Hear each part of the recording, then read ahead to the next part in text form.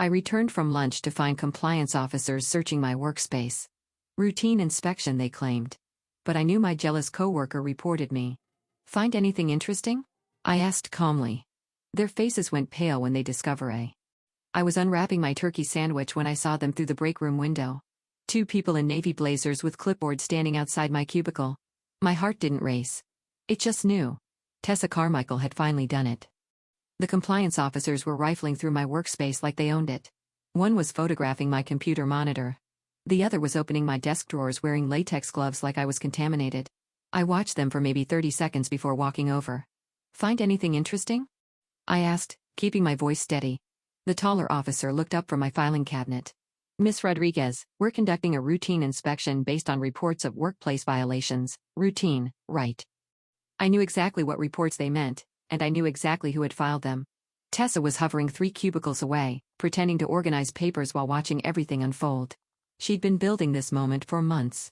What kind of violations? I asked. Unprofessional conduct, systematic errors in client communications, potential safety hazards in workspace organization. The shorter officer read from his notes without looking at me. We need to complete this inspection before you can return to your workstation. Before I dive deeper into what happened next, could you please take a few seconds to tell me in the comments where you're listening from? Because I want to know where my story is reaching. And please like, subscribe, and hit the bell. Because what I'm about to share with you changed everything about how I see workplace dynamics. My name is Ana Morales, and I've been working at this major insurance company for 4 years. I handle high-value client accounts, which means when I mess up, it costs serious money. Tessa started here 6 months after me.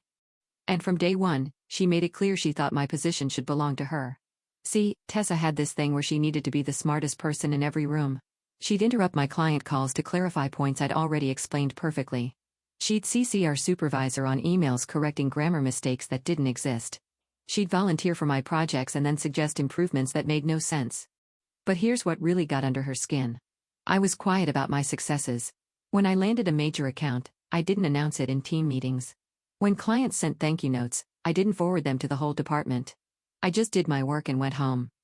And that drove Tessa absolutely crazy because she couldn't compete with something she couldn't see.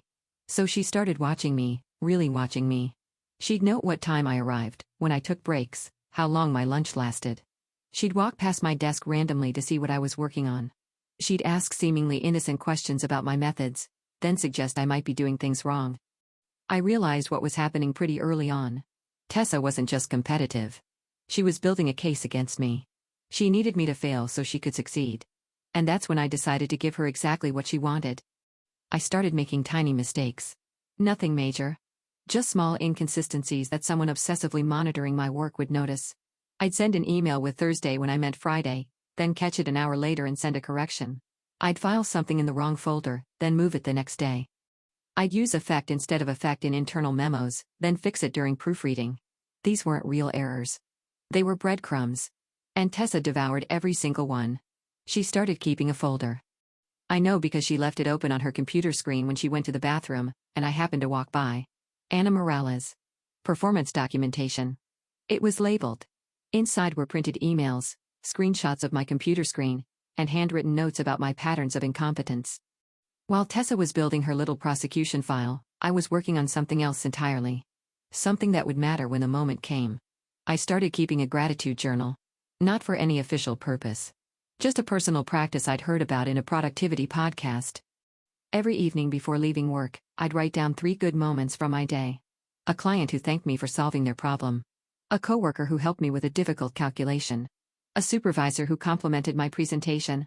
Just simple, genuine appreciation for the positive interactions that made my job worthwhile. I kept this journal in my desk drawer right next to my regular work supplies. Nothing hidden or secret about it. Just a small leather notebook where I recorded moments of professional gratitude. The entries were honest and specific. Daniel Cho from accounting stayed late to help me understand the new billing software. His patience made a frustrating day so much better. Client Mrs. Patterson called just to say how much she appreciated my follow-up on her claim. It's moments like these that remind me why I love this work. Alicia brought coffee for the whole team during our budget meeting. Small gestures like this make our workplace feel like a community. Month after month, I filled pages with these observations. Every person who showed kindness, professionalism, or excellence earned a mention. Every positive interaction, no matter how small, got documented with the date and a brief description of what made it meaningful. What I didn't realize at the time was that I was creating an accidental audit of workplace relationships. As I wrote these entries, a pattern emerged that I hadn't noticed before. Some people appeared constantly. Daniel Cho from accounting showed up dozens of times for his helpful explanations and collaborative spirit. Alicia from human resources earned frequent mentions for her thoughtful gestures and professional guidance. Even our strict supervisor, Mr. Walsh, appeared regularly for his clear feedback and fair treatment of the team. But one name never appeared. Not once.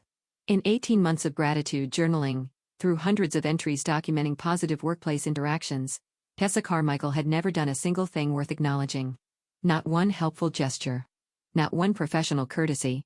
Not one moment of genuine collaboration or kindness. I hadn't planned this. I wasn't trying to exclude her.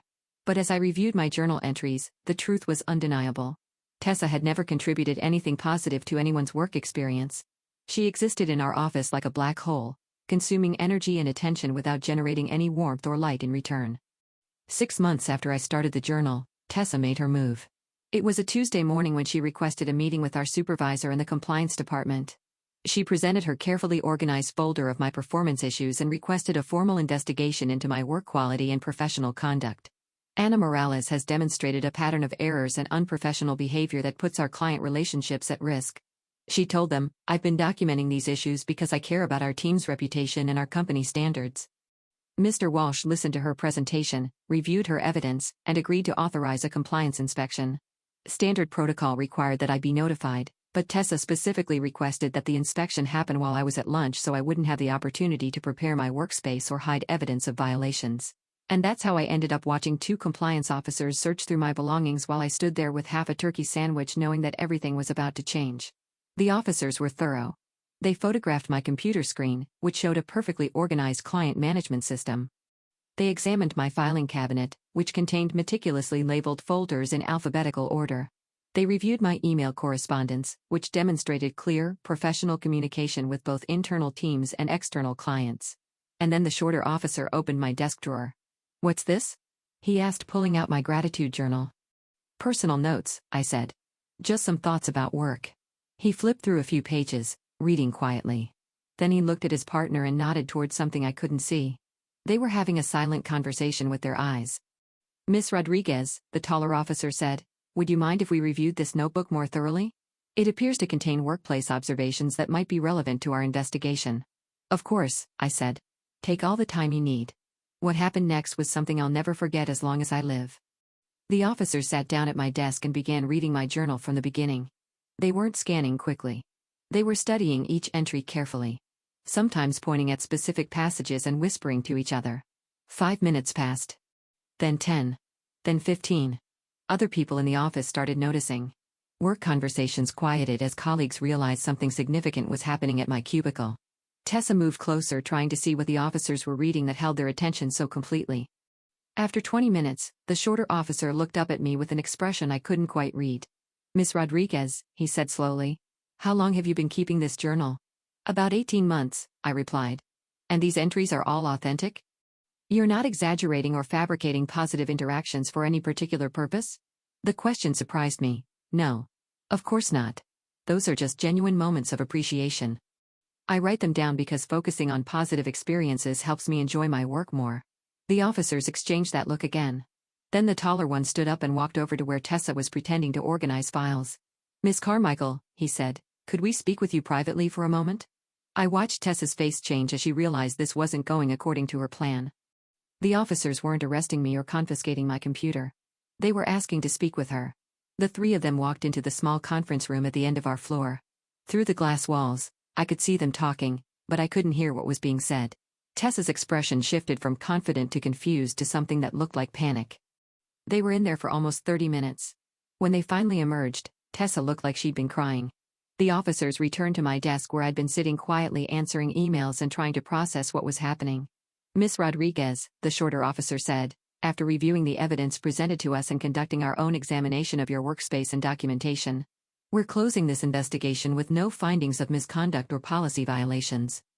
Relief flooded through me, but I could tell there was more to say. "However," the taller officer continued, "we do want to discuss some concerns that came to light during our review. He opened my gratitude journal to a page near the middle and showed it to me. In 18 months of documenting positive workplace interactions, you've mentioned 63 different people by name. Colleagues, supervisors, clients, vendors, security guards, cleaning staff, 63 people who made your work experience better in some way. I nodded. Not sure where this was going. Miss Carmichael's name appears 0 times in your journal. The words hung there between us. I looked at my journal, then at the officers, then toward the conference room where Tessa was still sitting alone. That wasn't intentional, I said quietly. I just write down moments of genuine appreciation. If someone doesn't appear in my journal, it's not because I was trying to exclude them, it's because I couldn't finish the sentence because saying it out loud would make it real. And I wasn't sure I wanted that responsibility because they never did anything worth appreciating. The shorter officer completed. We understand, and we think Miss Carmichael understands now too. They closed my journal and handed it back to me. The irony, the taller officer said, is that she was so focused on documenting your mistakes that she never considered what her own behavior looked like from the outside. Your journal inadvertently created a record of workplace relationships that reveals more about office dynamics than any performance review ever could. They packed up their materials and prepared to leave. As they walked away, I heard one of them say to the other, 18 months and not a single positive mention. Can you imagine being that consistently? They were too far away for me to hear the rest. I sat at my desk, holding my gratitude journal and trying to understand what had just happened. Around me, normal office sounds were returning. Keyboards clicking, phones ringing, quiet conversations about project deadlines and weekend plans, but everything felt different now. The compliance investigation that was supposed to destroy my career had instead revealed something much more devastating about the person who'd orchestrated it. Tessa Carmichael had spent months documenting my tiny inconsequential mistakes while being completely blind to her own toxic impact on everyone around her. She'd been so busy trying to prove I didn't belong here that she'd never considered whether she belonged here herself. And now everyone knew. I didn't see Tessa for the rest of that day. She disappeared from the conference room sometime while I was answering client calls and her cubicle stayed empty until closing time. I figured she'd gone home early, maybe to process what had happened or maybe just to avoid the sideways glances from coworkers who'd witnessed the whole thing. But the next morning, she was back and she was different. Tessa arrived exactly at 9 o'clock, said quiet hellos to people who greeted her, and sat down at her computer without her usual performance of bustling importance. No dramatic sighs about her workload. No loud phone conversations meant to demonstrate her expertise. No walking around the office offering unsolicited advice about other people's projects. She just worked quietly like the rest of us. I thought maybe the compliance investigation had given her some perspective. Maybe she'd realized how her behavior looked to others and decided to change.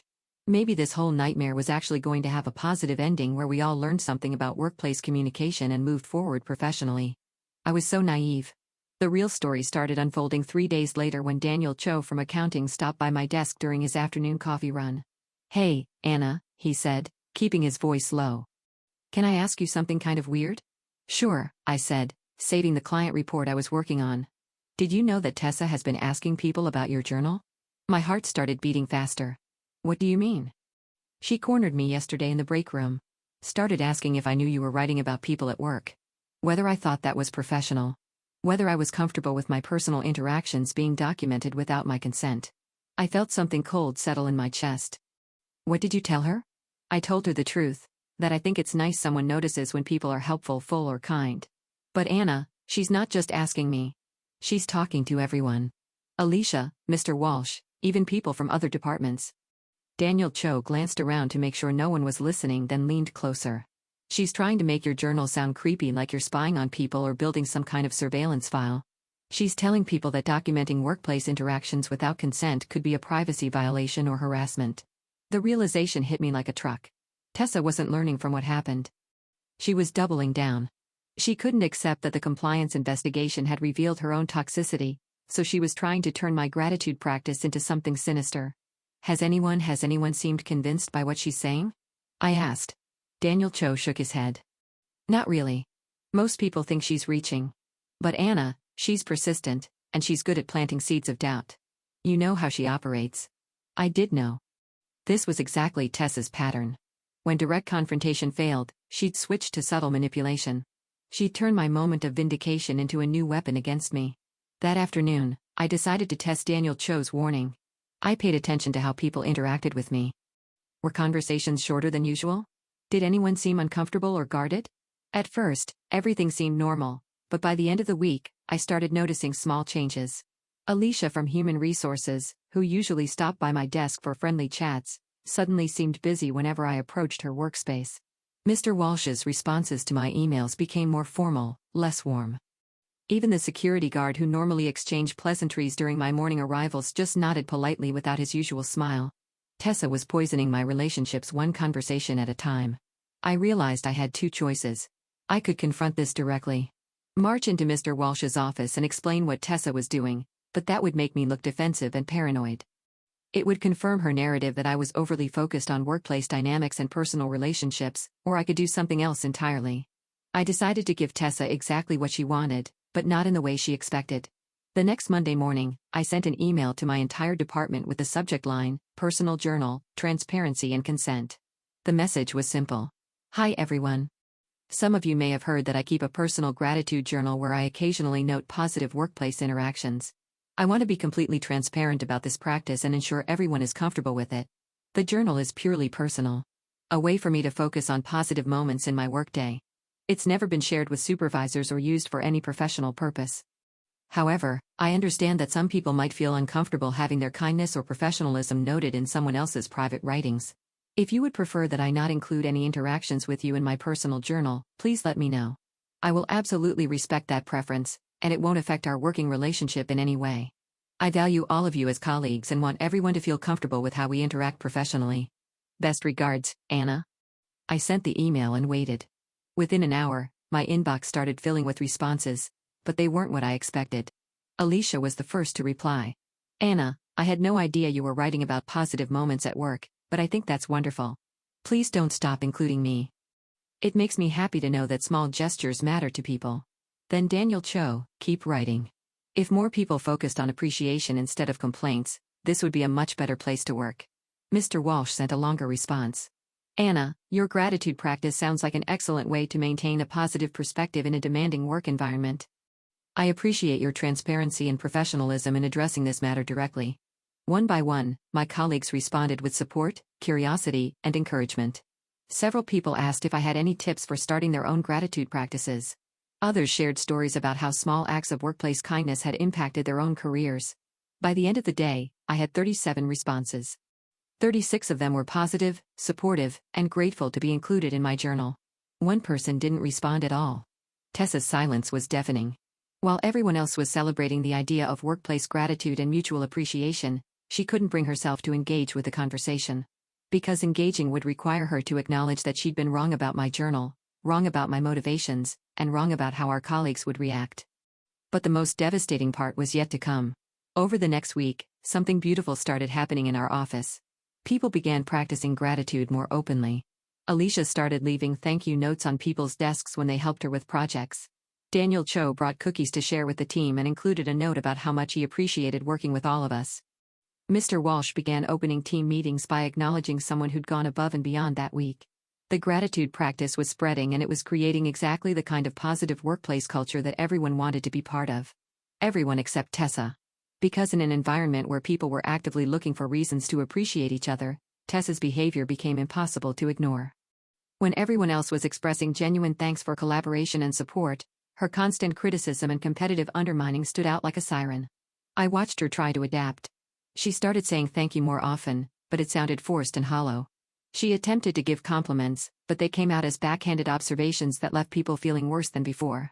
She even tried to start her own gratitude practice, but her entries focused more on her own contributions than on appreciating others. The contrast was stark and uncomfortable. While the rest of us were building each other up, Tessa remained focused on tearing people down. And now that everyone was paying attention to workplace dynamics through a lens of appreciation, her toxicity became impossible to miss. 3 weeks after my transparency email, Mr. Walsh called me into his office. Anna, he said, I wanted to thank you for introducing this gratitude practice to our team. The change in morale has been remarkable. I'm glad it's had a positive impact, I replied. However, he continued, this new focus on workplace relationships has also highlighted some concerning patterns with one of our team members. He didn't need to say who. I've been observing interactions more carefully since your email, and I've noticed that while most people are embracing this culture of mutual appreciation, one person seems unable or unwilling to participate in positive team dynamics. Mr. Walsh opened a folder on his desk. I've also been reviewing the complaints and concerns that have been brought to my attention over the past 6 months. Individually, they seemed like minor personality conflicts or communication issues. But when I look at them together with this new perspective on workplace relationships, a troubling pattern emerges. He showed me a list of incidents. All of them involved Tessa creating conflict, undermining colleagues, or disrupting collaborative efforts. The compliance investigation was the final straw, Mr. Walsh said. Using company resources to pursue a personal vendetta against a colleague is unacceptable, but what really concerns me is the systematic nature of these behaviors. He closed the folder and looked at me directly. Anna, I want you to know that your gratitude practice didn't just improve our team culture. It also gave us a framework for understanding what positive workplace relationships look like. And once we could see what positive looks like, the negative became impossible to ignore. I sat there absorbing what he was telling me. Tessa has been moved to a different department, he continued. One where her individual contributions can be valued without the need for extensive team collaboration. It's not a demotion, but it is a recognition that she's not suited for our collaborative environment. I felt a strange mix of relief and sadness. Relief that the toxic dynamic was finally being addressed. Sadness that it had come to this. The irony, Mr. Walsh said, is that Tessa's own investigation into your work quality led us to discover that you're one of our most valued team members. The gratitude journal she tried to use against you actually demonstrated how much an appreciation you've earned from everyone in this organization. He was right. My simple practice of writing down positive moments had become a mirror that reflected everyone's true workplace character. And in that mirror, Tessa had been forced to see exactly what she'd become. 2 months later, I heard through office gossip that Tessa had requested a transfer to our company's branch office in another state. A fresh start, they said. New colleagues who didn't know her history. I wished her well, genuinely, because I understood now that her behavior wasn't really about me. It was about her own insecurity and inability to find joy in other people's success. My gratitude practice had simply made that truth impossible to hide. The revenge I'd gotten wasn't the kind you see in movies. I didn't destroy her career or humiliate her publicly. Instead, I'd created a mirror so clear and honest that she couldn't stand to look at her own reflection anymore. And in trying to tear me down, she'd accidentally revealed exactly who she really was. My gratitude journal is still on my desk. I still write in it every evening before going home. But now it serves a different purpose than when I started. It's not just about my own positivity anymore. It's become a reminder that the way we treat people matters. That kindness leaves traces and that authenticity always wins in the end.